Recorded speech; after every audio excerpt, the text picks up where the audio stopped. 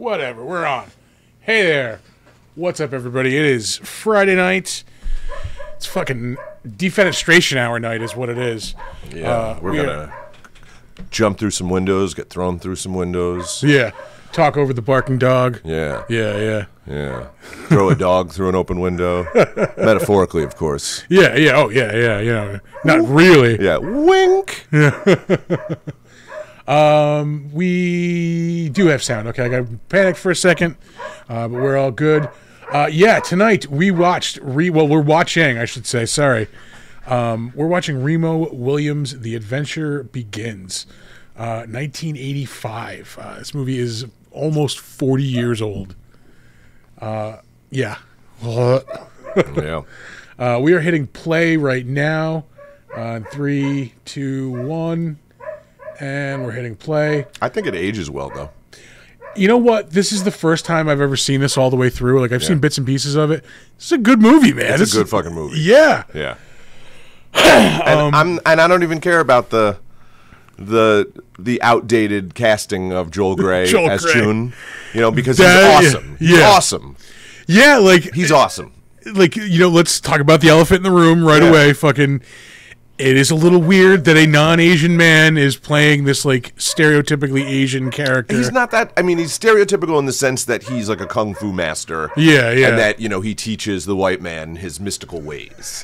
That's definitely stereotypes. But he's not like a Mickey Rooney in Breakfast at Tiffany's or anything. He doesn't have huge teeth, and he's not wearing those glasses. But he is like talking with an accent that is not his own accent. But Joel Grey being that he's like a Broadway actor, right? I mean, isn't he? He's like famous for some big Broadway play. I don't remember which one it is. Like maybe like, you know, Gypsy Oklahoma. The one where the people sing. Yeah, one of those ones, right? Yeah. You know, I would think that he would take, you know, he probably, you know, observed actual people and like based it on those people. I doubt he was making some sort of over the top Rip Taylor type thing. You know? Yeah. I mean, Rip Taylor never wore an Asian face, but you know. Yeah. But it is just like, you know, 40 years down the road, it is very fucking like whoa, like off-putting. Yeah. But even if they were to make it now, I was thinking about this. People are going to be upset any way they do it, because if they had an Asian actor portray the character of Chun, teaching Remo Williams all these things, they would say that's a stereotypical portrayal of an Asian person. Yeah, right? Yeah. But then if they tried to switch it and they made it like, you know, like they did in the movie with Benedict Cumberbatch, the Marvel one. Where Doctor Strange? Right, where all of a sudden his master was, what's her name, the Irish actress. Yeah. You know, instead of what was in the comics. You know, then they say it's whitewashing. Yeah. So it's like if That's they make true, it either way, somebody's going to be mad about it. And it was made this way. This is the way it was. It's on film. It's entertaining. It may offend you, but I will say, it's fucking good. I noticed, like, you know, in the Amazon like movie facts that pop up, this movie not won, but was nominated for an Academy Award for the makeup. Really? It lost to Mask. Wow. Yeah. Wow. Yeah. Huh. So, like, yeah, I mean, you know, as weird as it is, I honestly did not know that was Joel Grey for, like, years. Me neither. Yeah. Until I was older and actually knew who he was. Yeah. You know? Yeah. Until I spent a life in the theater. Yeah. Until that summer on Broadway when I went to camp. Till that summer one weekend. But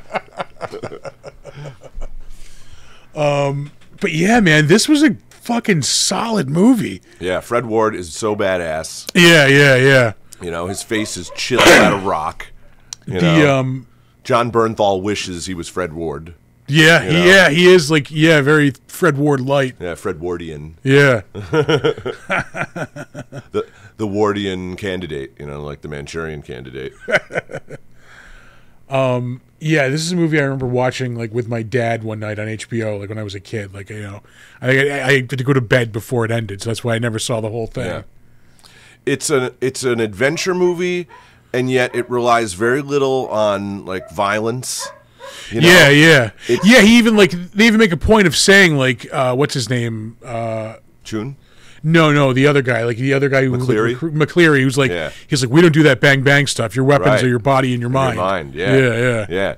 And he, the majority of the movie is their friendship, and like him teaching him, and like the way he kind of grows, like in all the training and stuff, you know, and like he does get into like these scrapes with the bad guys and whatnot, but most of the time he's like avoiding them trying to kill him. Yeah, he's not like hunting them down.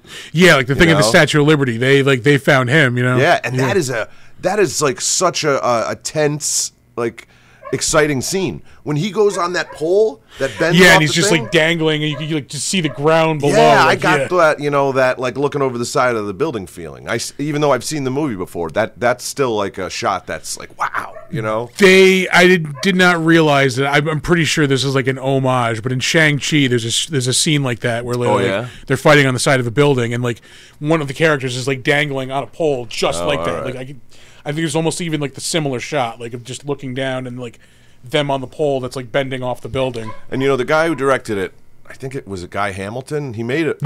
He made a bunch of early Bond movies. Shitload of Bond movies. Yeah, not just like a bunch, but he made like in my opinion, arguably some of the best ones. Right, the best one. He made Goldfinger. Yeah. I actually had his IMDb pulled up just because of this. He's the guy that Connery shadowed to act. He acted like Guy Hamilton when the producers made him hang out with Guy Hamilton. Yeah. To act like him as Bond. No shit. Because Guy Hamilton was just like this playboy guy. Like, all right. And I don't remember where I read that, but they just had him hang out with Guy Hamilton. And some of the movies he's directed, not just Bond movies, but Force 10 from Navarone. Holy shit. That was 1978. But 1974, The Man with the Golden Gun. Wow. Live and Let Die. Wow. Diamonds Are Forever. Wow. Not my favorite. Well, it holds its place in my heart because part of it takes place around here. Part of it takes place in Saratoga. That's true. Yeah. But Goldfinger, 1964, which that is a movie. Like that's on par with Jaws for me. Like where if it's on, I'm going to watch it. Yeah. Every Bond movie now still tries to be Goldfinger. Yeah, and none of them get there. Yeah. What's the last one there has been on TV a lot lately. The one where he totally lives at the end. yeah. That one. I don't remember what it's called. No Time to Die. There it is. I'm like, No Way to Die. I was not happy with that title. I thought it was too cliched. Yeah.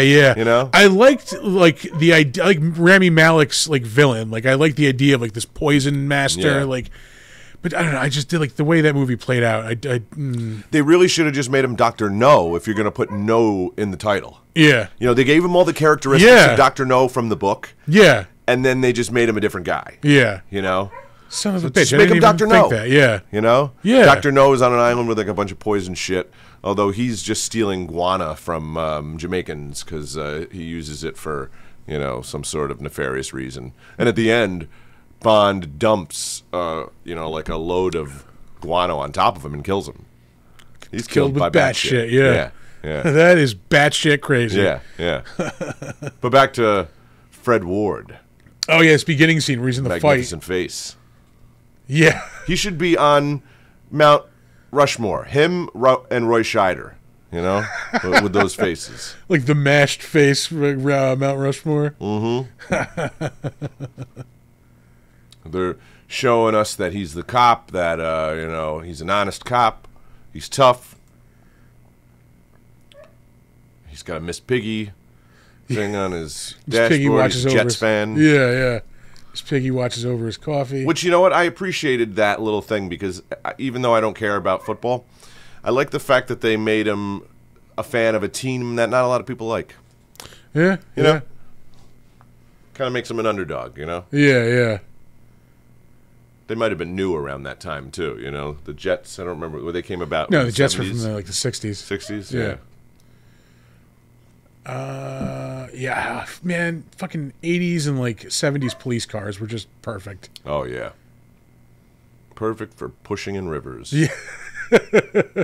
Perfect for getting in car chases in movies, anyway. And this is a case where the movie's better than the book, I'm telling you, because in the book... Really? Yeah, in the book, he's framed for murder or I don't know if he's framed or he's framed like, in this one too. He might kill somebody in the line of duty, and then they're before going to he's execute him, and then they like fake his death, and then like instead of executing him, they switch the bodies, and then they bring him into the secret organization. Yeah, I tried reading the first book. I couldn't get through it. I didn't think it was very good writing. Yeah. But there's like 150 of these books. Really? And they all have different writers. There was like a couple guys that wrote a bunch of them here and there, and then they brought in ghost writers for different ones. I want to say there was comics at some point. There's Marvel Comics. Possibly the from Destroyer. Marvel. Yeah. Yeah, the Destroyer. That's what the books are called. The Destroyer? The Destroyer series, yeah. The first one's called Created the Destroyer, like created, the Destroyer. Yeah. I tried reading it a couple years ago. Maybe I should pick it back up again, But it was one of those you couldn't appreciate at the time, maybe. Yeah, I don't know.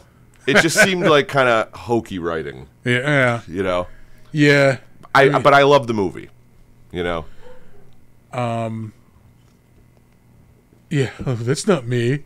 You don't look that different, dude. They just shaved your mustache. Like I think they put like I think they took like a cast of Fred Ward's nose, right? And then they made it times like 2 or times 1.5 or something. Yeah. Then they put that one on top of his regular nose. And then in this scene they just took that nose off. Yeah. Because he still had that Fred Ward schnoz. Yeah. But it was just a little bit bigger,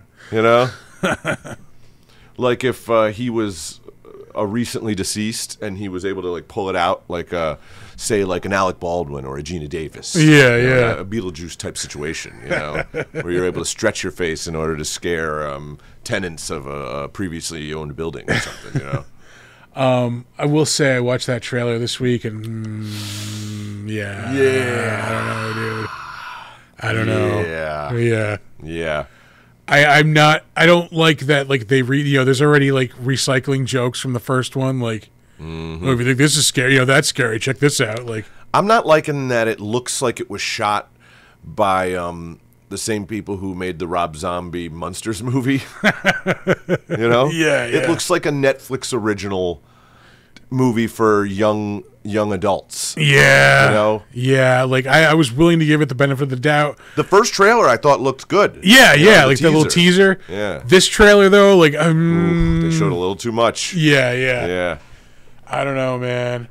There was a couple of scenes where it looked like, him and Lydia were like working together, kind of like in the cartoon. Yeah. Which like would be kind of cool, But she doesn't seem to have the same acting chops, let me just say, as she did when she was younger. Yeah, I've heard cocaine is a hell of a drug. Yeah? Yeah. Well, that's too bad, because I thought she was so great in so many different things. Yeah, no shit. But in that trailer, it didn't, everything, it seemed very forced, Yeah.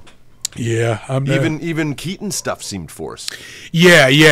It just, it doesn't seem like organic or natural. I know what you mean. Yeah, dude, I don't know. Justin Theroux in like the new Otho role, I'm guessing. Probably, yeah, because the way the original Otho died like a couple years ago. And I mean, the whole plot being about the guy they can't have in the movie because he's a sex offender now. Yeah, him being dead. Yeah, I mean, really. You're making it about him without making it about him. Yeah, he's really kind of in the movie. Yeah, right?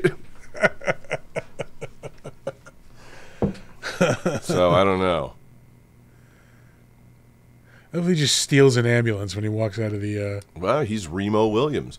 I love the way that McCleary keeps reminding him of his name, and the way he says it, it's like he's telling him his name is now, anus face. He's like, Remo. I know, like, I noticed the same thing, how he kept repeating it over and over, and like I thought it was just him trying to get him used to the being called that. Like, yeah. It's not his. Like, he's just so proud of his cleverness because he just came up with it on the spot. Took weeks to come up with that. Like, Remo. I know it's not a real name, but nobody's ever been named Remo. We'll give you a last name that thousands and thousands of people have, but we're going to give you a first name that doesn't exist in any country of the world.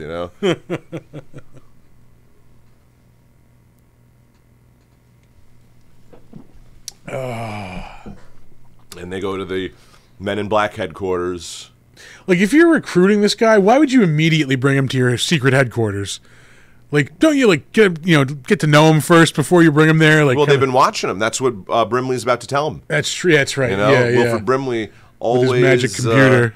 Always reliable '80s supporting character actor. You know, oatmeal pitchman and supporting character actor and former bodyguard of fucking Howard Hughes. Was he really? Yeah, he's like a serious tough guy. No shit. Yeah.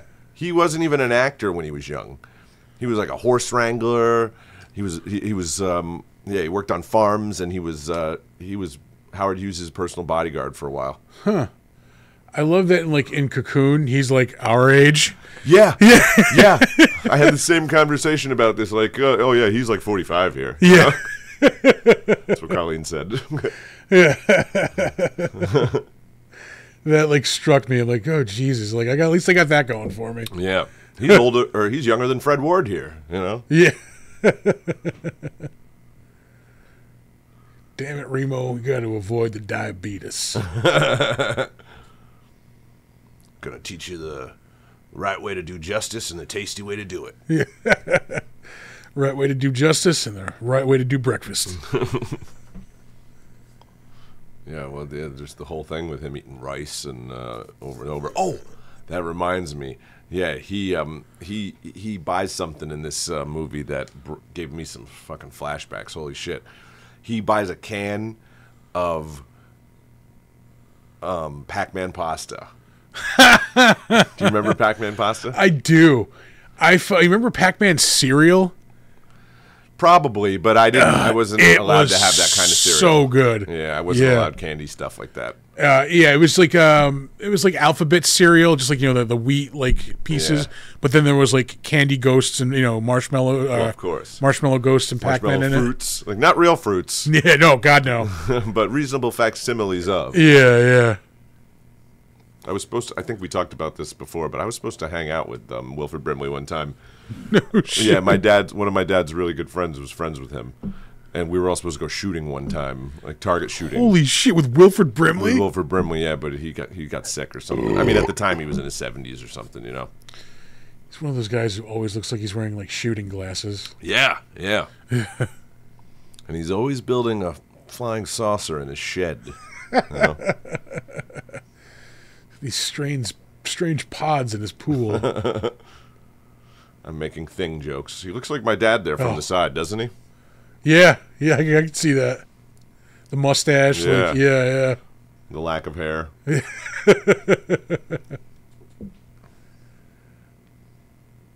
So yeah, he's recruiting him for the government organization that goes around karate chopping bad guys. I sit here and read computer stuff all day. Yeah. I mean, he does, for what he's selling him on here, there's very little of what he's selling him on. Because he says you're going to be an assassin. Yeah. And Remo's not buying that. He's like, I'm not an assassin. No way. Yeah. And then, eventually, like, being around Chun, he becomes, more keen on the idea, right? But, like, another thing that makes this movie good, too, is, like, there's genuine emotion when he finds out that Chun will kill him. Yeah. And also when he calls Chun little father. Yeah. Right? Yeah. He gets all, like, upset when he thinks Chun's dead in the Jeep roll. Yeah. There's, like, some pretty, like, emotional moments in this movie, But yeah, if you would kill me if you were given the order. Yeah, but back to Pac-Man pasta. They had, it was almost like a SpaghettiOs. All right. But Chef Boyardee made it. All right. And they had meatballs. Chef Hector. And they had the little, the Pac-Man shapes and whatnot. Yes, ghosts. I do remember this. Yeah. So there was like a SpaghettiO with meatballs type thing. But they also had, which I never had this one because this just sounds fucking gross, but they had a chicken pasta.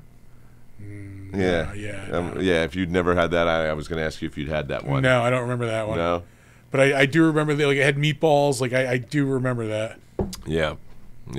That was one I would ask for a lot. Yeah. But we wouldn't, when the groceries would come home, it wouldn't be there. It would be the, the regular SpaghettiOs. Probably not even with meatballs, you know. There's always the SpaghettiOs with the hot dog bits in it. Like, Oh, yeah. We would have those occasionally, but I wasn't a fan of them.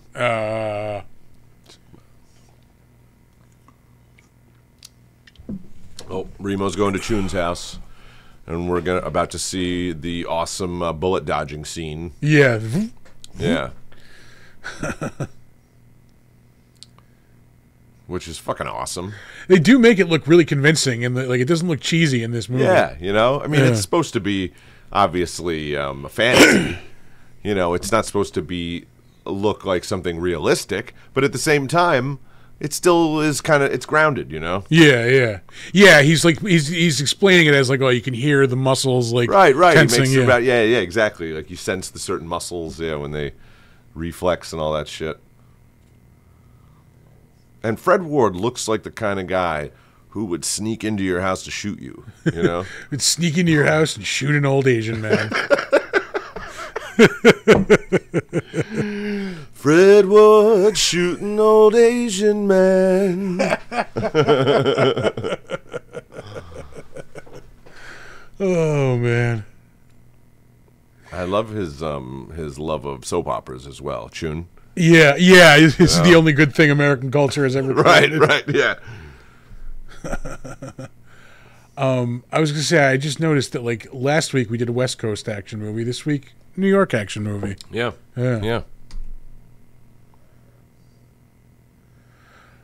We They have go to go somewhere else, don't they? In the movie, they're not just in New York. I feel like they go to another location for something.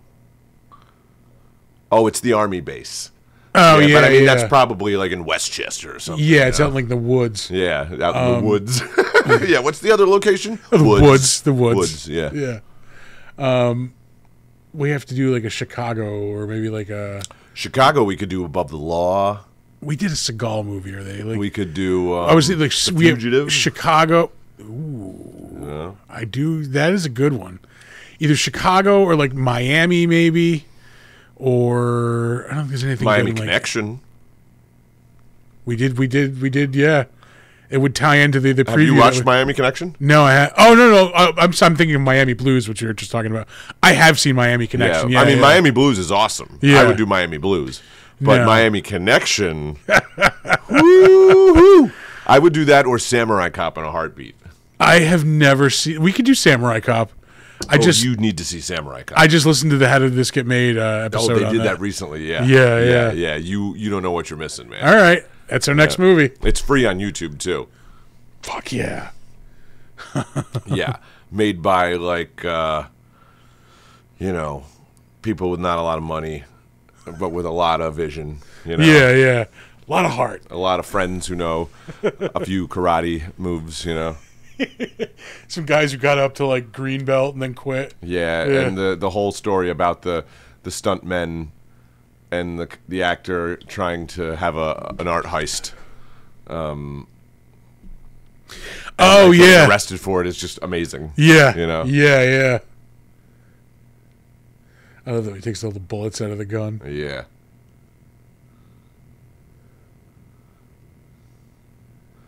And then all of a sudden he just fights like an oaf. Yeah. He's tripping Lunging over and stuff. Yeah. Whee! That table would be like $700 at a vintage sale nowadays. There's like a bar fight in a Wild West saloon. Like he's going across the counters and shit.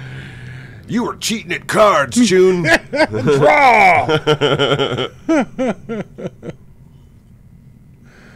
There's even a piano in the background. Oh, it's going to start playing by itself in a second.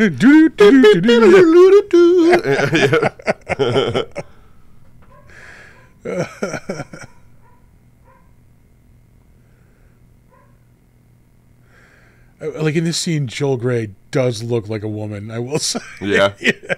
The makeup makes him look looks like a woman playing an Asian man. Well, he's, not the most masculine guy. Yeah. You know? Not that that's, like... Not that there's anything wrong with it. Yeah, I'm not trying to, denigrate him by saying that. He did produce Jennifer Grey. There you go. Yeah. There you go. She's very talented, In that dancing movie. Oh, you know what? I didn't even think of that. I was thinking Ferris Bueller. Oh yeah. I don't watch dancing movies. The hell am I doing here with you? I gotta dance. Thought I knew you, man. I love how long they wait to let you know that McCleary's got a fake arm. Yeah, I didn't even see that coming. Usually, like, you can see, like, you know, something's kind of off, but, like... Any movie nowadays, they would tell you 2 seconds after you meet the fucking guy. Yeah. That he's got a fake arm, and it's got gadgets in it, you know? Oh, he's got cross eyes, little birds flying around his head. I love, like, the stream of insults that Chion, hurls you move like a pregnant yak. Yeah. There's so many lines that he says in this. Oh, they say this guy's from Albany, New York. Yeah, he was born in Albany, New York. Yeah, I wanted to say that this entire movie is really about how people from Albany are evil. Yeah. Which, no argument here. No argument there. Yeah. I mean, experience dictates that that is true. He makes assault rifles that explode in the faces of Navy or Army reservists or something like that. And it's a total James Bond plot. Oh yeah, this is this movie is a very like James Bond ripoff. Yeah. Also, weirdly enough, the whole reason they focused on Chun in this is a lot is because of the Karate Kid.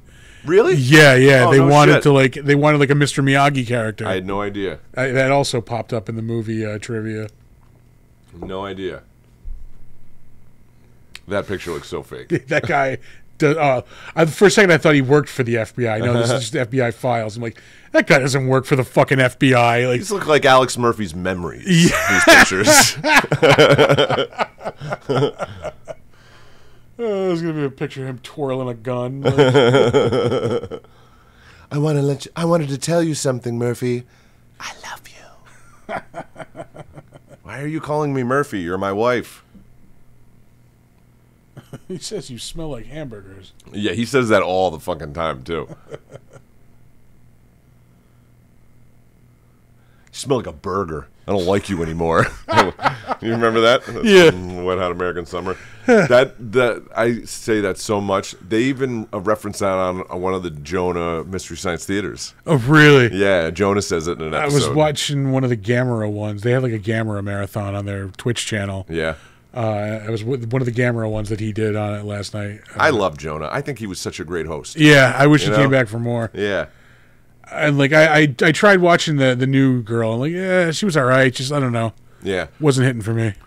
I liked it, and I put her on for my daughter. Yeah. You know? Yeah.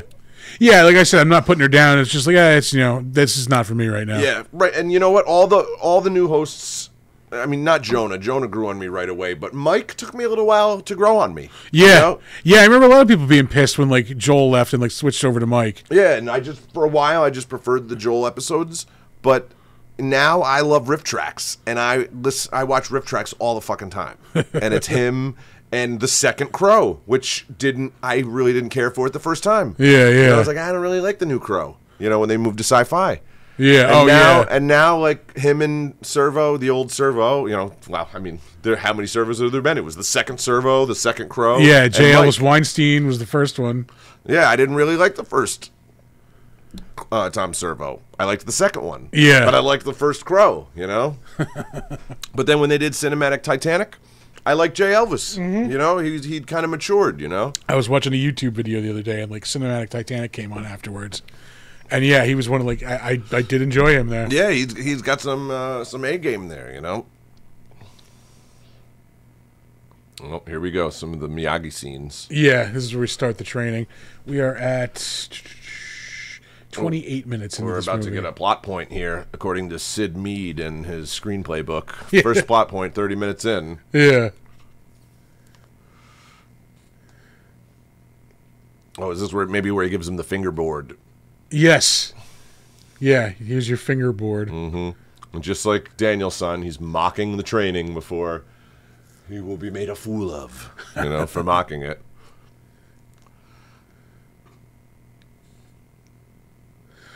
Oh, he paralyzes him and like he just like twitches his wrist and like pops him back to normal. Yeah.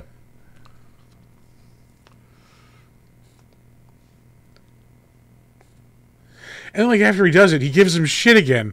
Like, why would you do that? You didn't learn your lesson the first fucking time? Yeah. Yeah.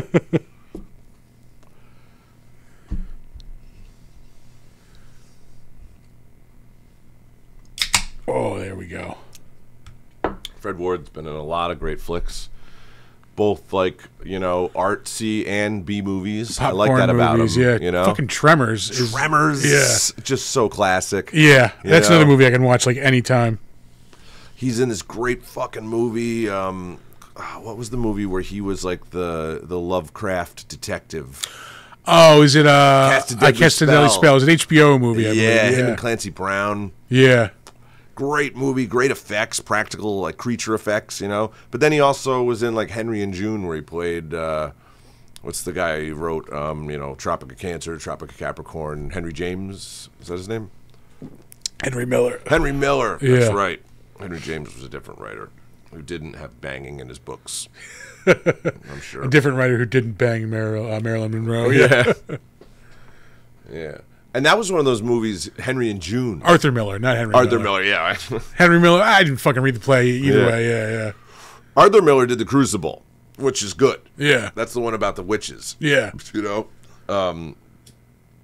Henry Miller, I tried reading Tropic of one of the ones, and it was a lot of, like, stream of consciousness stuff. It was hard to read. Yeah, you know? I have a very low threshold for, like, weird for the sake of weird shit. Like, yeah. especially with books. Like, I need a fucking story. Like, I expected a lot of banging. Yeah, Only not a lot of banging. Because of that Seinfeld episode. Yeah. You know? Yeah, because they were reading Tropic of Cancer. Right, and it made the girl hot or whatever, you know? Yeah. So I'm like, bring on the book boner, baby. You know? Yep, No book boner. I, like, out of nowhere, I've gotten, like, into reading again. Yeah. I'm on my fourth book of the Big year. brain on Brad. Yeah, I'm my fourth book of 2024. What are you reading? I just started reading Steve Martin's Born Standing Up. Yeah. Fucking amazing. Well, you're not smart yet. That's still an idiot book, you know? No, I'm only joking. That's not a big boy book. Yeah, you got to read literature if you want to be considered highbrow. No, but I do recommend it. Like, Oh, yeah. He's a great fucking writer. yeah, You know? Yeah. it's all about, like, him, how he got into he starts the book out, like, I was saying this the other night on the podcast on Big Dumb Monsters. Like, the opening line fucking hit me like a punch, man. It was I was a stand-up for 18 years. 10 of those were for learning. 4 were refining, and 4 I was actually good. Like, it was like, fuck. Like, that's one of the best comics ever. Yeah. Telling you that he sucked for 14 years, basically. Like, Yeah. I always wondered why the fuck he stopped. well, yeah, the book's about that too. I really? just haven't gotten that far into it. Oh, okay. Don't pull like a Tom Segura with Quentin Tarantino. Did you see that interview where Tarantino was there to promote his book, and Tom Segura had read the first page? Tarantino became openly angry on the show. No like, shit. You only read the first page? You only read the first page? Like, you know, in that voice? Yeah. He's like, oh, man, well, they only sent it to me yesterday. I don't think he'll be back on the show. Yeah. You know? I love fucking listening to when podcast interviews go bad. Fucking Al Franken was on We Might Be Drunk a couple months ago with... I don't know that one. It's 2 comics, Mark Normand and Sam Morril. Okay. Were both fucking hysterical. Okay. And like the point that they drink on the podcast? Yeah. And Franken not cool with that? No, like, it wasn't even that. Like, they just were not fucking jibing with him at all. Yeah, like, he just was not fucking like, you know, he was just acting like above, like, being a comedian, basically. Like, yeah. Usually he's good. He's been on a lot of podcasts lately where he's been funny, Franken. Yeah. Where he was, I mean, when he was on Segura, he told a great story, all these great stories about Steven Seagal. Oh, I gotta listen to that. I gotta listen to that. You know, just about how awful he was. You know. Yeah, and he also has this weird ability to draw the United States map from memory. And he did it on the air. Yeah. You know, where he knows where all the states are. That's crazy. Yeah. Oh, here's the captain of the Enterprise getting sexually harassed at the military base. Was she the Enterprise or not the Enterprise? She's in one of them though. Yeah, was it Voyager? I don't know. I never actually saw any of the ones beyond Next Generation. I really only got into Star Trek like big time with the newer shows. Yeah. Like I was never that much of a fan.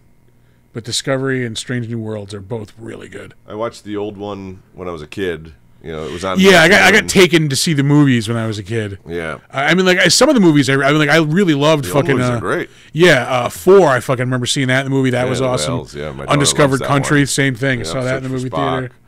Wrath the Khan. Yep, saw all those in the movie theater. I saw Wrath the Khan in the theater like later on when they just did it like it's like a midnight type movie, and I remember I was when I was just laughing at all the Shatner parts. Yeah, it's a great movie, but I was laughing at all the Shatner parts, and I got so many dirty looks from nerds. That's one of my first like movie memories. Like seeing a movie in a theater is the one where they blow up the Enterprise. Is that the fucking end of Wrath of Khan? That's Wrath of Khan. Yeah, they blow it. Oh, well, you know what? I think they blow it up in a couple of them, right? Because I think in 4... Is it in Search for Spock? Or in Search for Spock, they blow it up to trick the... It's in Search for Spock. That's it then. That's the trick yeah. Christopher Lloyd Klingon. Yeah. You know, they beam on the Enterprise while they go beam down to Genesis, and then they blow up all the Klingons. That is one of my first movie theater memories. That 101 Dalmatians. The Disney movies are usually more traumatic, but... Yeah. You know. Well, the dog killing one, that was a good way to start out, yeah. I love Search for Spock, though, because it has the great Shatner line while he's killing Christopher Lloyd. I have had enough of you.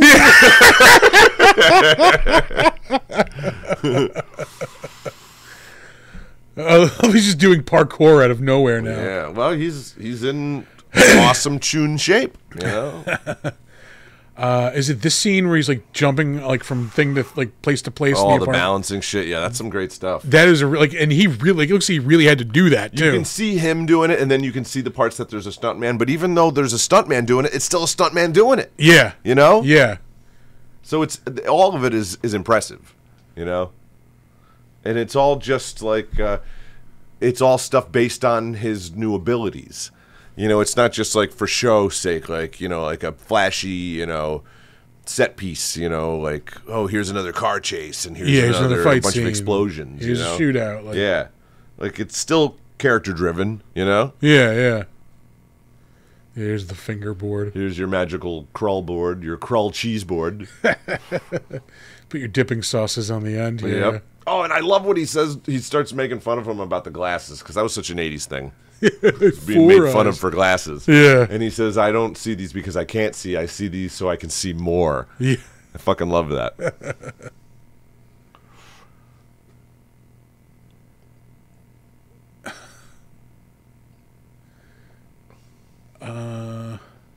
What else is there to say about this? I honestly don't know if I'm making another hour and a half into this movie. Yeah, it is a long movie. Yeah. That is I think my one gripe with it. That like it. Well, I don't long in a bad way, but it's long in an old way. Yeah, like I'm in a place lately where like I need a short movie, like hour 30, hour and 40, fucking perfect. If you think about it in the economic terms of the times, they wanted 2-hour movies so they could play on 2-hour blocks in the theater. Yeah, you know. So, you know, they made a lot of 2-hour movies. You know, you watch like action movies from the late 60s, 70s. You know, you get a lot of those 2-hour movies. You know, they don't tend to go over. They don't tend to be too much under. Right on the dot. Yeah. You know. Yeah. No, I give me a 90-minute movie. Get me in, get me out. Fucking. That was like more of a European thing that we just started. You know, Americans started emulating. You know, later on was the 90-minute movie. Yeah. Like for the longest time, I still don't mind a long movie as long as it's a good long movie. You know, some movies are just too long now, and they don't deserve to be that long. Yeah, exactly. You know, especially in the genres that they're in. You know, like I don't think any action movie should be more than an hour 45 minutes tops. Yeah, James Bond shouldn't be close to 3 hours long. No, not at all. Nope. You know? The new Dune 2. that was fucking amazing. Yeah, you know? that I will take a 3-hour run. Yeah, that needs to be that big. You know, it's a big fucking movie. You know, I've been dying to watch that again. I think it comes on HBO like this week. Or it just came on the other night. Oh no shit. Yeah, that's where I watched it. Sweet.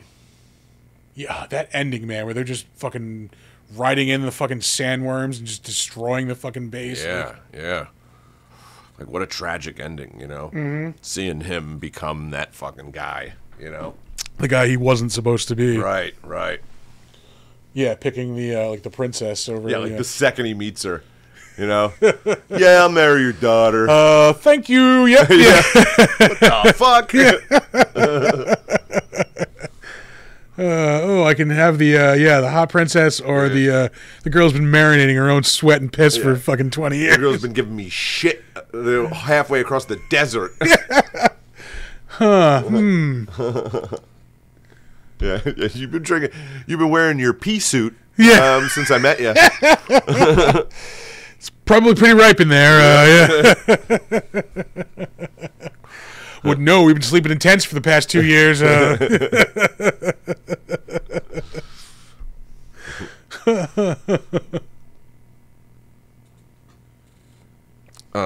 Patrick Kilpatrick is part of this movie, which is awesome.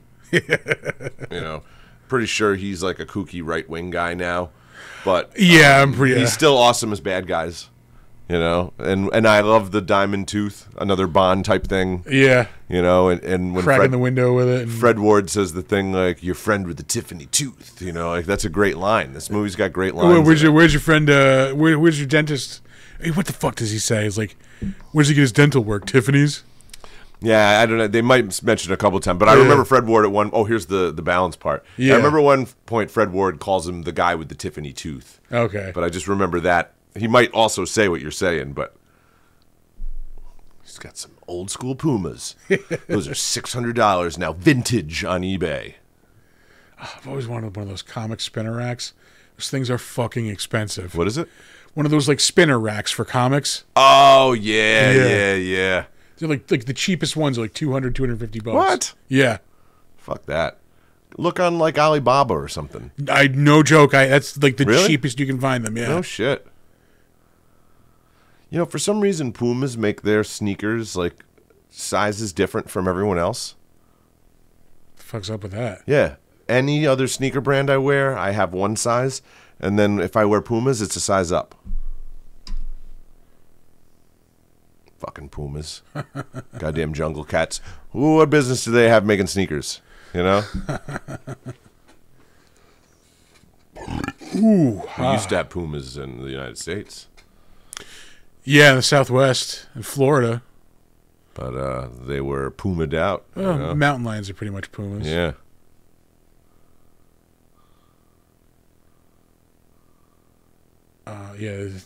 The end of the bell. And then he turns the lights off on him. I like the absence of TVs. Oh, well, he does have that little box TV to watch the soap operas, yeah. But just the absence of technology for the most part, you know? The rent in this apartment would be like $1 million a month now. Oh, yeah. They would advertise all those ducks as a feature. Yeah. You know? Exposed ceiling. Yeah. Rustic air conditioning, vintage air conditioning unit. Artisanal air conditioning system.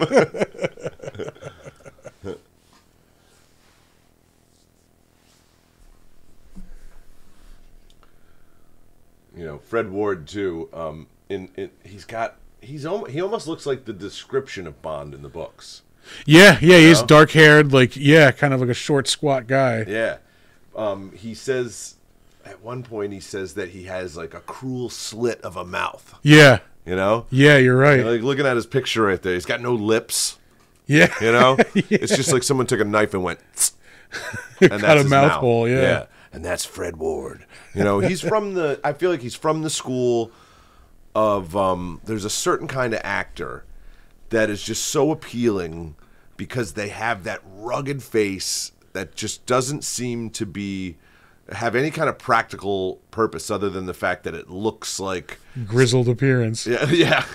You know, I'm thinking like Tommy Lee Jones, Charles Bronson, Fred Ward, you know, even John Bernthal, we were saying. He's still, you know, even though he's he's like a Fred Ward light. He's good in his own way, you know. Yeah. But he's got that face, you know. Yeah, he's been in some good. I mean, he was good in Wolf of Wall Street. I liked Baby Driver. Yes, yeah, that was a good movie. Although I expected him to come back at the end. Because they established him at the beginning. Yeah. And then they had like all these other bad guys come back at the end who you saw at the beginning, and he wasn't one of them. Yeah. And I was kind of confused by that. You know, they had Ham come back with the girl, his girlfriend there, or his wife, but... I almost watched that movie today. I was looking for something to throw on. A marvelous character actor. Okay, thank you, IMDb. Yeah, it says that he apparently got interested in acting when he was in the Air Force. Yeah, you know, Lee Marvin is like that, too. It's like all these old actors that were in the military. Adam Driver, too. He was a Marine, yeah. You know, it's just something so fascinating, you know, that, you know, from that generation of, like, of guys who just had to be in the military, you know, not everyone, you know, the ones who couldn't afford to stay home, but, you know, anyone who was drafted anyway.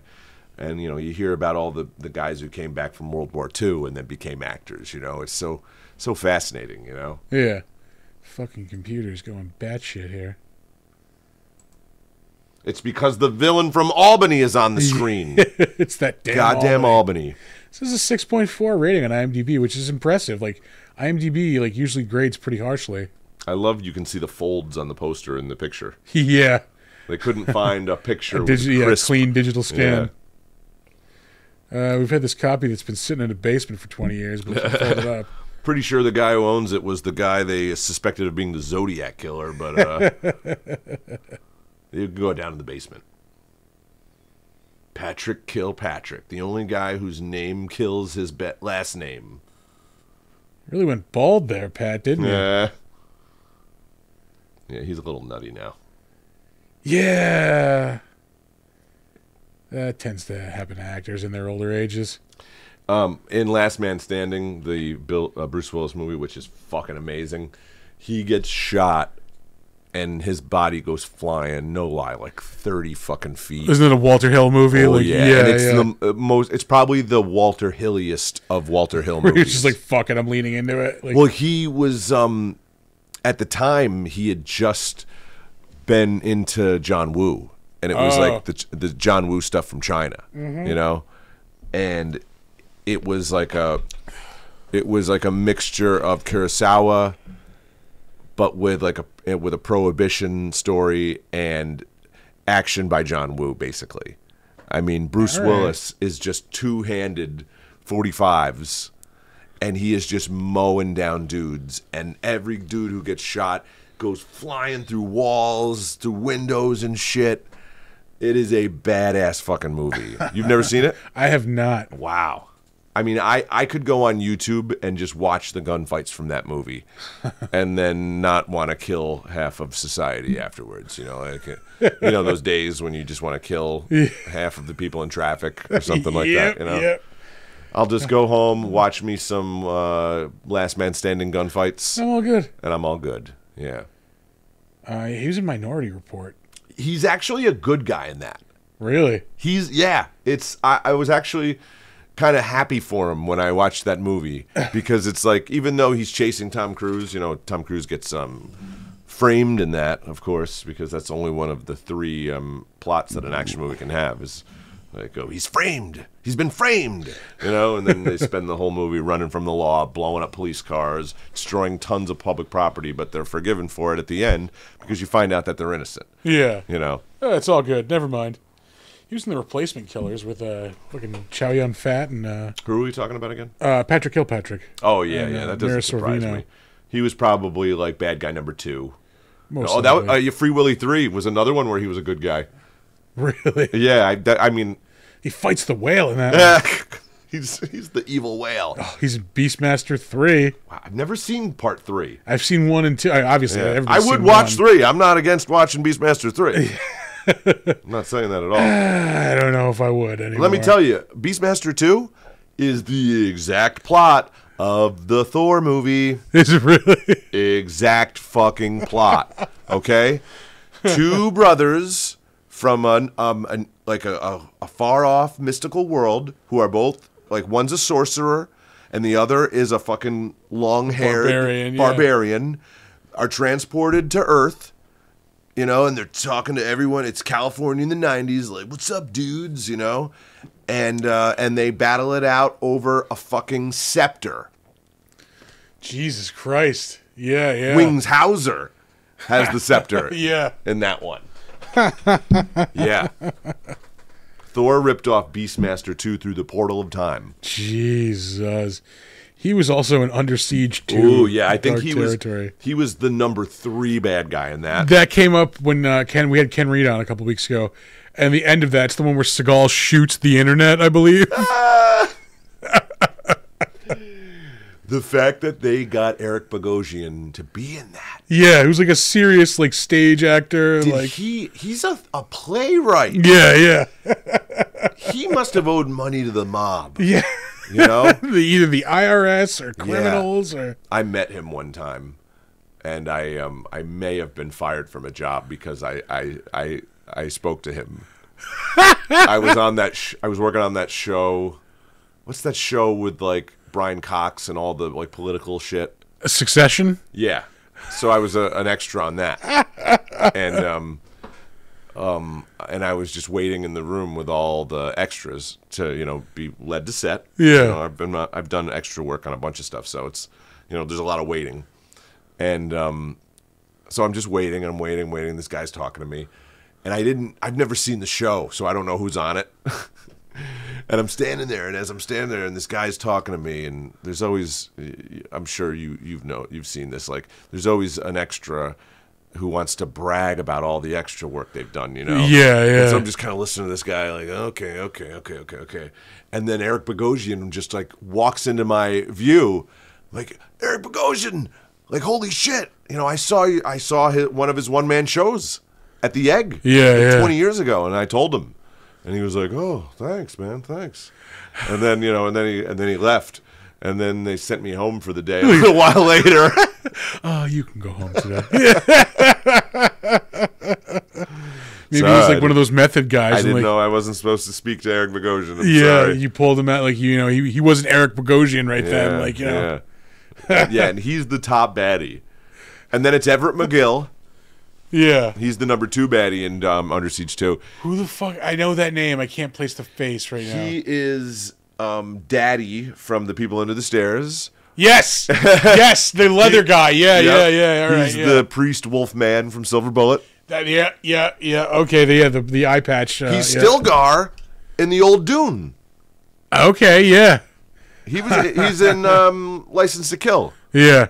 He's one of Davi's like dirty cops. Patrick Kilpatrick is in Best of the Best 2. Yeah. Wow. We have to do Best of the Best, either 1 or 2, or well, 2. 1 is really good though. Yeah. We should do one of the cheesy sequels. I don't remember. 2 was a Thursday Night Prime movie, so that's probably where I think 2, 3, and 4 were all Thursday Night Prime movies. Probably, right? Yeah. I remember they started becoming gun movies very quickly. All right. It abandoned the whole World Games approach of the original.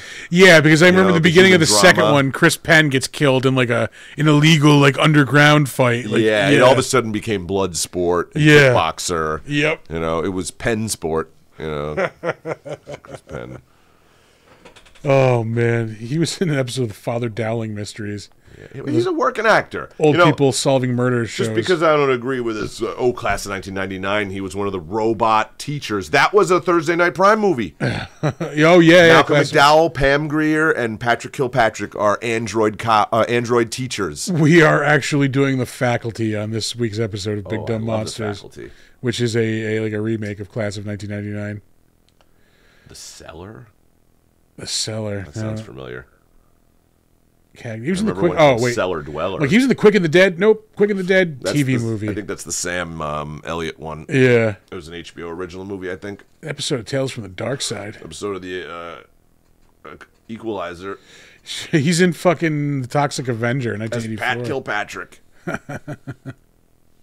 It just doesn't have the menacing sound of Patrick Kilpatrick. Marv Albert. Yes! I remember Marv Albert being in this. Where did you see Marv? Oh, yeah.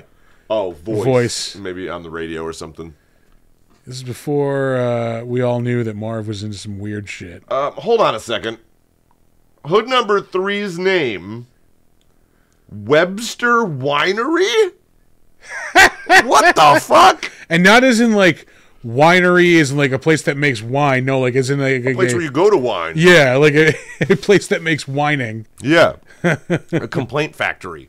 Webster Winery. He's got some fucking... Pirates. He's in inner space. He's got some mugshot, too. National Treasure. He looks like a soap opera actor. He's in The Rock. Webster, Stunts. Webster He's a stunt Winery. man. Webster Winery. Yeah, he's a stuntman in 121 things. Only Wow. an actor in 10. What 10 movies? Days of Our Lives. On Deadly Ground, another Holy Seagal shit. classic. Bolero. Isn't that a fucking That is a John Derek, maybe? I was going to say a Bo Derek. Yeah. But yeah, John Derek probably made it, but it's a Bo Derek movie, Yeah. which is... I've never seen it. Heard things. Heard Yeah. things about it. Probably seen some stills. I'm lying. I've seen it. It's that was my like saying I haven't seen it. To say Steamy drama. Yeah, it's very steamy. Yeah. It's very steamy. It's one of those movies where they said it's real. It's totally real. But you know, I think it's just like the way in like old movies where sex. There's really no humping in old movies with sex. Yeah. You know, there's a lot of like people laying together, and like to people in the olden days that looked real. Yeah, You yeah. know, they're just laying there, not doing anything. That's what they were doing in their lives, I guess. But in real life, there's just so much more humping, you know? Well, I think we just missed him hide the cans of Pac-Man pasta. Yeah, up on the top shelf. Yeah.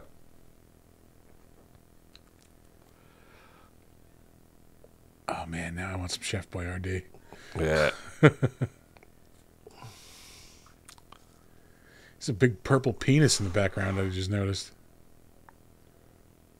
All right. Oh, it's only like a half a penis. Yeah, there's no sack. I don't know what it is. Is it like a lantern or something, maybe? A flag?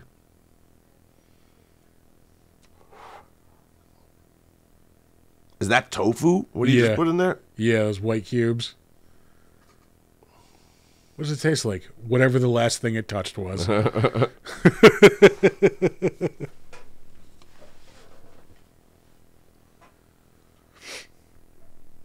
All right. I think they're making maybe an Amazon series of this now. I was thinking, like, when I was watching this, like, this would have been, I think, an awesome, like, 80s, like, A-Team style TV show. Yeah, Or, like, since he doesn't kill anybody, really. Yeah, you get a couple of, like, set pieces every week, like a big action scene, you know? Yeah. You get Chun in there to say some funny shit. Yeah, yeah. Like, I think this really would, like, because I always think about this, like, when we're watching movies for the show, like, you know, would this be a good reboot or, like, you know, something like along those lines? And, like, I think if they were to do this, I think it really would be an awesome TV show. Like, Yeah. stretch out the training, you know, like, stretch out, like, some of the, like, the intricacies of, like, the whole conspiracy of working, you know, behind the scenes. Right, and every time you want to introduce some new, like, mystical kung fu power, you just have a flashback sequence of when they trained. Yeah. You know? But, yeah, this would be an awesome... It is a flag. Oh, yeah, yeah. This would be an awesome, awesome TV show, I think. Very few things, I think. They could get David Carradine to play the Asian if it was during the 80s, you know? He was very adept at that already. They didn't even give him makeup. I mean, they might have given him a little bronzer, you know, but they didn't give him any, you know, facial prosthetics. Yeah. He's just that good of an actor. Exactly.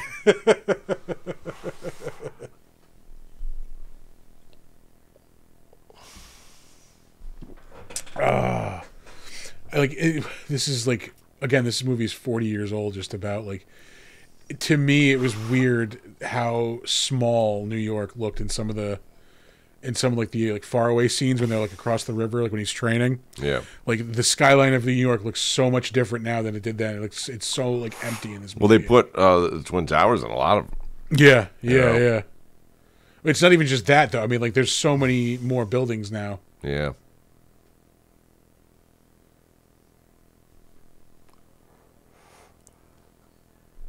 I'm 12.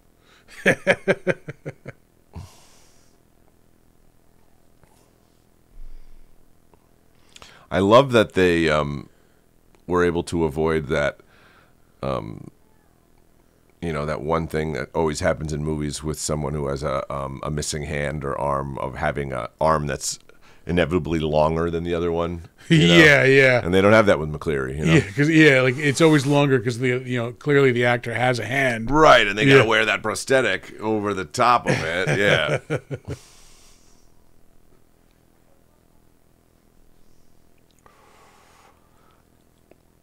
The turtleneck and leather jacket. Fred Ward pitching game out here. Yeah. He's got a devilishly sexy idea. Yeah, he's got one eye down. Come on, that's business.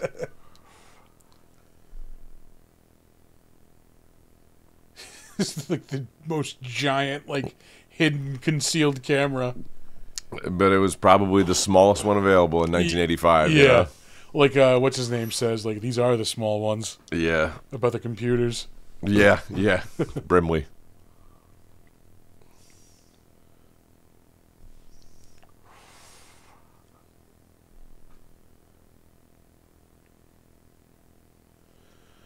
Let's see. What do we got left on this? Like I said, I don't. There's a lot more of this movie. Yeah. I don't think I'm making it another hour. No. I don't think we need to do a full. Commentary. Yeah, we'll bullshit a little more though, because again, Ed Harris was considered for the role. Holy shit! I didn't know that. So was Bruce Willis apparently. Yeah, I see that about every goddamn 80s movie that he was considered for something.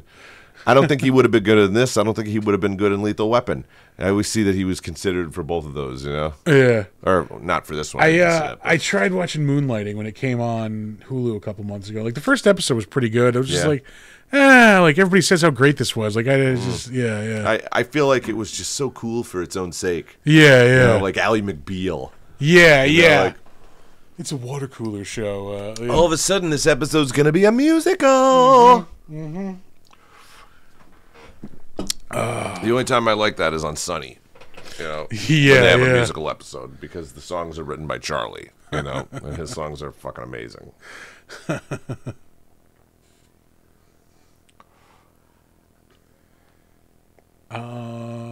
What else, man? Like, again, I was really shocked at how much I really did. It's a great movie. Yeah. They even got a guy who played a Russian in the Bond movies. Did he really? Yeah, I don't remember which one, but that guy's definitely played a Russian in one of them. Can't you see him talking like this? I have read the leather couch.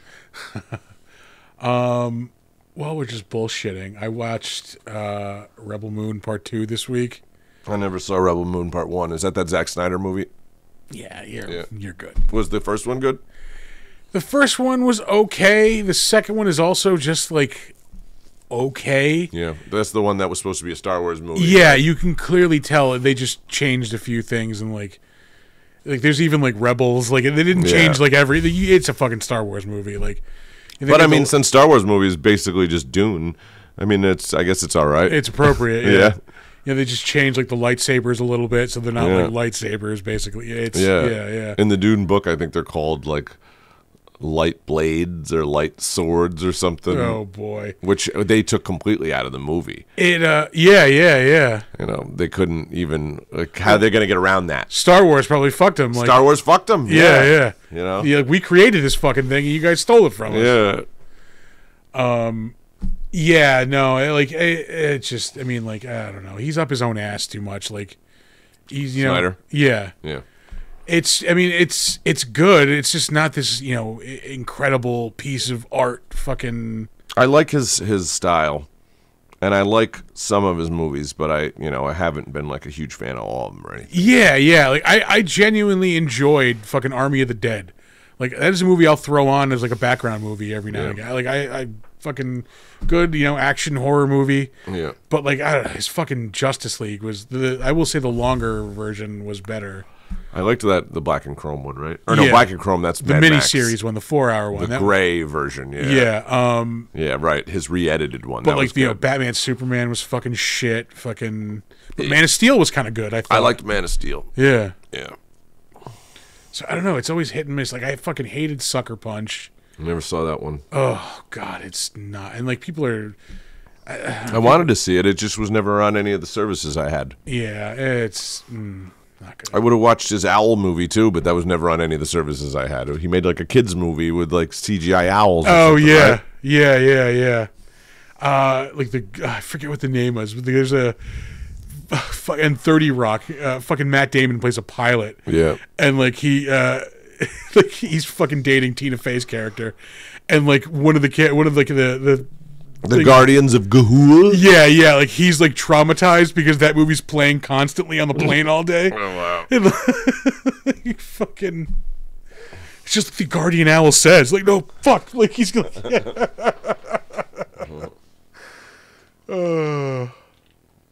But yeah, no, I don't know. Like I said, the first one, like this isn't bad. The second one was just more of the same and like not much of a payoff. What are we talking about? Oh, Blood Moon. Oh yeah. Zack Snyder. Rebel Moon. Yeah, Rebel Moon. Blood Moon. What's Blood Moon? I don't know. Blood Moon, isn't that a fucking like one of those like That's like one of the sequels to yeah, I'm trying to think of the game. Pumpkinhead or something. No, what's that video game? Oh, that's Blood Wings. Blood Moon is a video game? Is it fucking Michael Biehn was in like the fucking Blood Dragon is what I'm thinking of. Blood Dragon, yeah, that was one of those what fucking downloadable games for what fucking series is that? It was not Call of Duty, it was the other one. It was like a Battlefield downloadable no, it was like board, but then it became its own thing. It was like an island like adventure type of game. Fucking Lost Cause or something like that maybe. Yeah, I don't know that one. Remember. But the Blood Dragon one though was an expansion to it or whatever. Yeah, because that's the one where he's like a cyborg and you go around first person shooter. Yeah, like killing dinosaurs and robots and shit. And like, he just says like goofy over the top, 80s catchphrases. Yeah, like a Duke Nukem ripoff, basically. Yeah, I picked it up and I tried getting through it. But it was one of those movies that I got a little dizzy playing, so I'm turning that off. I'm not gonna fucking throw up from a goddamn game. Yeah. I find the games from the Xbox 360 are the games that I don't have trouble with getting dizzy. In the Xbox One, there are like on that generation. Yeah. There are some games that will make me sick and some games that won't, but the 360 seems to be like my stopping point. Like I'm good with the 360. Yeah. But yeah, I'll get some serious fucking like vertigo from some of them goddamn games. Oh no shit. This whole scene is very reminiscent of that fucking last Spider-Man movie too. Yeah. I'm wondering if they were like influenced by this. I mean, the whole thing is the Statue of Liberty in scaffolding, like Yeah. Yeah.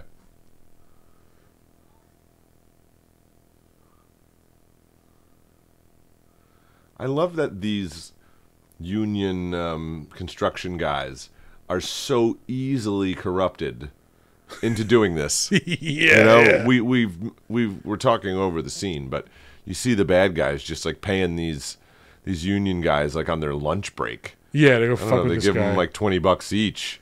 Yeah, to go knock a guy off the top of a fucking statue. I went to the Statue of Liberty when when the scaffolding was up. Oh yeah, Yeah, when they were getting all the green shit off. Yeah. I remember you could still go into the Crown. I remember going into the Crown and like looking out the window. I've never been to the Statue of Liberty. Yeah, I was like, this is what it had been like 84, 85. So I guess the thing is, most people from New York have never been there. Yeah. I mean, from even just all around the state. No, I remember. Yeah, like because I wanted to go when I was a kid. I wouldn't mind going. Yeah, I'm not against it. We ate breakfast at the World Trade Center and then went to the Statue of Liberty. I flew over it one time. In a plane. I wasn't flapping. No, yeah, like that. Yeah. We took a booze cruise around it once. That was fun. Fucking Michael Jai White was on the boat. Oh, okay. I love his robot noises in the Police Academy movies. I believe it's Michael Winslow. But yeah. Yes. Yes. Very close. Very close. He's another guy that's got a lot of well, I don't know if he's got a lot of them, but he's definitely got some Steven Seagal stories too. Michael Winslow or Michael Jai Jai White, Yeah, because he's worked in a lot of like B movies in like a karate capacity. He's actually like a real martial artist. Oh yeah, too. yeah, totally, yeah. Unlike, probably Steven Seagal, who just fucking pays dudes to pretend they're being thrown across a room. Oh yeah. And most of the time, it's not even him doing the throwing anymore.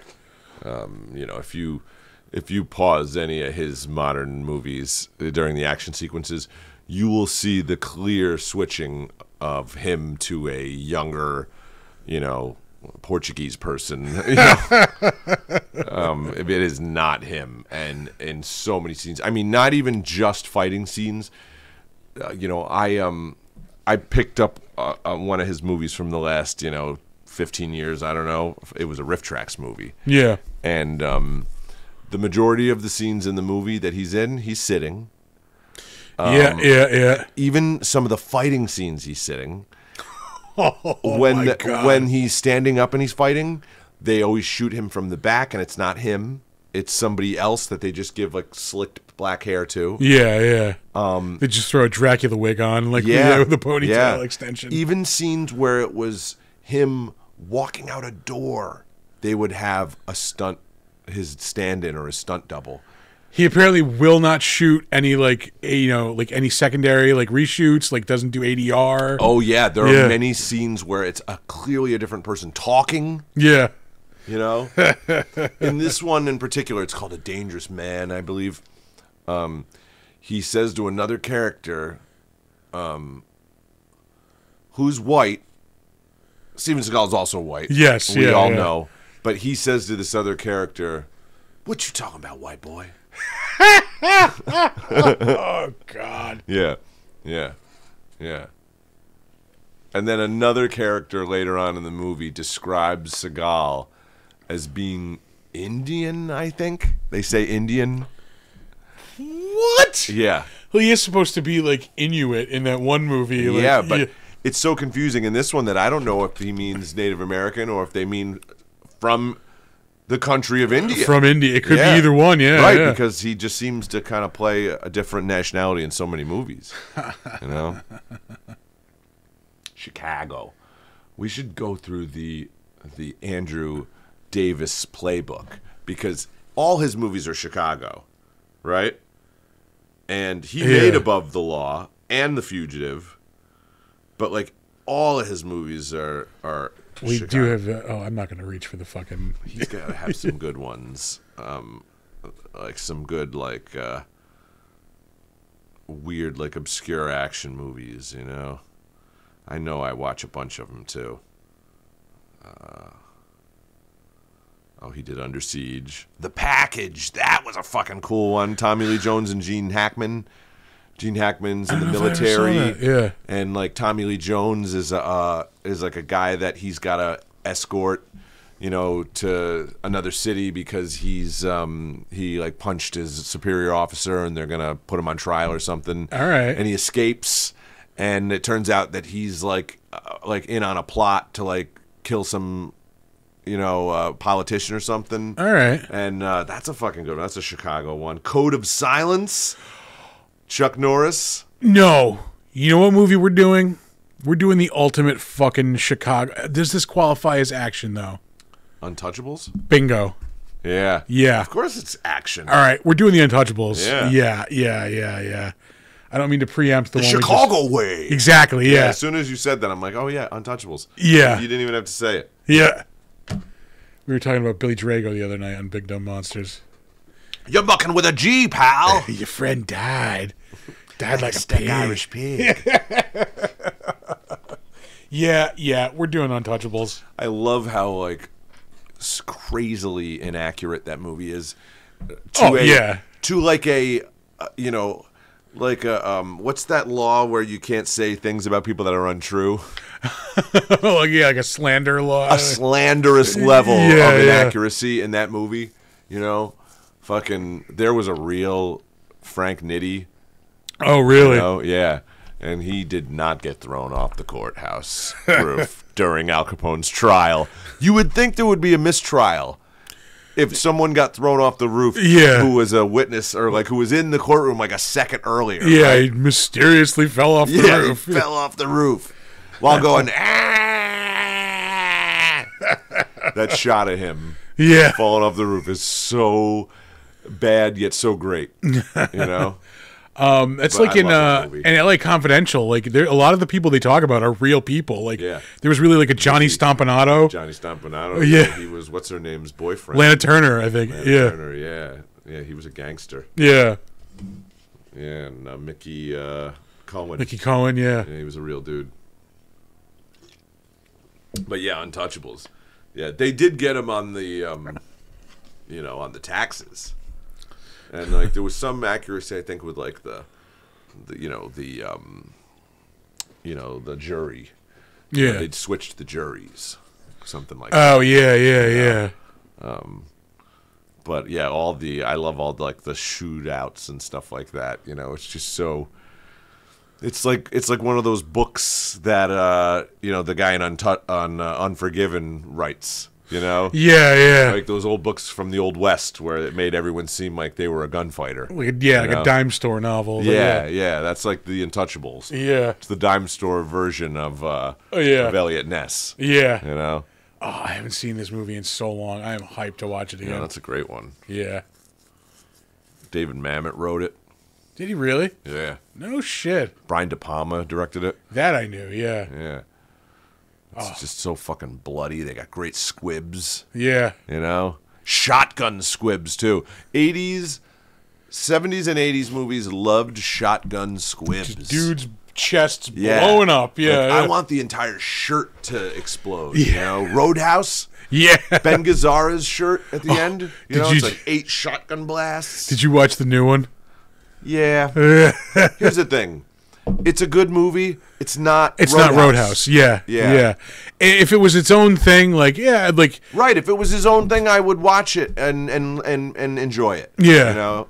Yeah. But it's trying to be something it's not. There's no gratuitous nudity. There's no, the bar, everyone at the new Roadhouse bar is totally cool and quirky. Yeah. No one's selling drugs to the customers. No one's fucking the whole point fucking underage girls in the bathroom. Yeah, like the bar was a shithole. He's supposed to clean it up. Supposed to clean it up. Yeah. But we got a rainbow gang running the fucking the Roadhouse. Everyone's got a quirky little character trait that we can remember and love. Yeah. Because nobody can have a fault in a movie anymore. Unless they're just the total bad guy. Yeah. You know? Yeah. The good guys in movies can't have faults that they have to overcome, which is the whole fucking point of the goddamn drama. Yeah, the whole hero's journey. Right. Yeah. Yeah. Everyone's got to be fucking, represented in a way that's positive, So it's just like there were no shitty people at the Roadhouse. Yeah. There was no be nice. Yeah. He was nice in, his actions, but you still needed that speech. Come on. Yeah. Be nice until it's time to not be nice. They took all these other lines from the movie. It wasn't like they were against using lines from the old movie. Yeah. Right? I mean, there were entire scenes that were the doctor scene, in the hospital. It's like there's scenes where they just ripped off the exact same scene. So it wasn't like they were trying to avoid that shit. Yeah. Give us the be nice speech. Yeah. But I guess because everyone at the bar was already nice. They were really, really nice. They're already making a fucking sequel. Yeah. Yeah. I mean, they're so nice. They were making little, knitting booties for Dalton the second he shows up. Yeah. And they all want to get in his life and be friends and support him. The whole point is supposed to be a fucking shithole dive bar. Yeah. And the girl shows up at his apartment with stuff in the morning, like in the old one. Yeah. And I was like, hey, we're gonna get Gyllenhaal's butt. No ass. No butt. I don't even want to see a man's butt. But I thought that's what it was going to be, right? We did get Conor McGregor's ass, didn't we? Oh, yeah. Yeah. Yeah, he was awful. He was awful in that movie. He was so bad. He was, yeah. Because they tried to make Jimmy the main bad guy now. The second in command bad guy in the old one. No, he's the henchman. He's the henchman, right. Like, the henchman is always cooler than the main bad guy, but he always dies first. Like, right. Yeah. He's the one who has the strength of the hero. Yeah. The other guy has the power. Yeah. You know? And they didn't even call him Brad Wesley. I mean, you call the one guy Dalton. Yeah, just fucking... Call the other one Brad Wesley. Fuck, they fucked that up. Yeah. I'm trying to think what else I've seen lately. Fucking Roadhouse. Fall Guy, that was pretty good. I'm sure it is. I haven't seen it, but I'd like to. I'm sure it'll be on HBO in like a week or two. It's already for rent on Amazon. Is it really? Yeah. The stunt work in that is fucking awesome. Yeah. They do some incredible stuff in that. Yeah, I'd like to see that. Have I watched anything else? I've been looking at a comfort food place lately. I've been watching reruns of Cheers.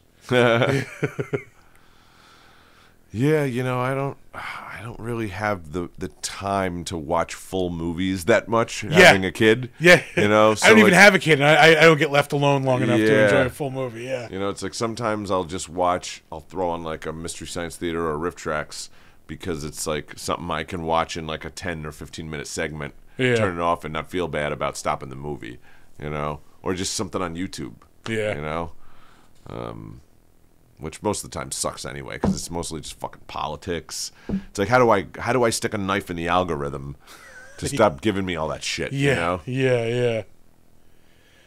All right, we're babbling, so this might be a good point to wrap it up. Sure. Like I said, I'm not fucking making it like another 45 minutes. Yeah, he's outsmarting dogs now. Yeah, Dobermans. This is when Dobermans were the scariest dog. Yeah. Then it became Rottweilers. Then it was Pit Bulls. I think we're still on Pit Bulls right now. Yeah. Yep, we're still on Pit Bulls. Yeah, Dobermans was a big 80s. Yeah. That was the dangerous dog of the 80s. Don't go near the Dobermans. Yeah. I think we still had all that World War II fear. Yeah, the general distrust of the Germans. Yeah, exactly. You'd see a Doberman and like, very interesting. Like you could just hear that dog thinking in German. No, I remember being at my grandmother's house and like there was a Doberman that lived up the street and like a couple of times like a couple of us would be playing outside and like all of a sudden somebody would yell Doberman and like you'd see it hauling ass up the street at us and we'd have to fucking run. All the ones I've ever known have been really sweet. Yeah, I had some friends who had a mini Doberman, and this thing would jump like from all four legs at the same time, like a cartoon. Boy. Donner used to do that, and it would be behind this gate, in the other room, and you'd be sitting there looking at it, and the thing would go, ring, yeah. Ring, I literally walked in on him once in our bedroom. I've never seen him do it since, bouncing on our bed like that, like just boing, boing, boing. Yeah, dogs are awesome. Yeah. And it was one of those things like he stopped as soon as I walked in. Like, yeah. Yeah, I used to catch my old Newfoundland on the couch, and she had lost her hearing. She knew she wasn't supposed to be on the couch. Yeah, right? Just haul ass as soon as but she noticed. She lost her hearing, and she didn't hear me come in the house. Yeah. So I'd come in the house, I'd walk into the room, find her on the couch, and she was so big that she would stretch out on the couch, on her back, legs spread. Her legs taking up all three cushions. It looked like me on the couch. Yeah. Yeah, all three cushions. And as soon as she'd see me, she'd go, and then just fucking bolt. Yeah. Not like I would have ever punished her for it. Yeah.